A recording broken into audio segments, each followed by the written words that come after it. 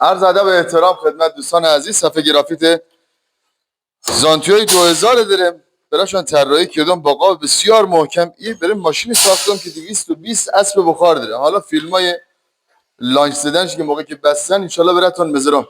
ثبت سفارش داشتین بابت همچین صفحه پرقدرتی. کسایی که همچین صفحه‌ای میخوان بسیار ماشینای پرتوانی در خدمت شما هستیم. لایک و کامنت هم یادتون نره. به سر تا سر کشورم ارسال میکنم رایگان. این هم صفحه لنت آمریکا، اینا به نام لنز آمریکاییه. به هیچ عنوان نمیسوزه، یعنی خیلی کیفیت داره لنزش. دوستان عزیز، دی صفحه گرافیت سانتیو 2000 داریم، 6 بر براشون جمع کردم. این مال ماشینیه که 220 اسب بخار داره. صفحه بسیار پرتوانه، این صفحه بسیار محکمیه. این خب حتی سینی که روش خورده حجم سینی رو داشته باش. این حجم سینیش، یعنی به هیچ عنوان فنر بیرون نمیزنه. این هم سینی پشتش. دیسکش هم دیسک اصلی فرانسه شدن سنتر خورده و بوربن کلاج اصلی خودش که تعمیر نشده. این فرانسه اصلی. ثبت سفارش داشتین در خدمت شما هست.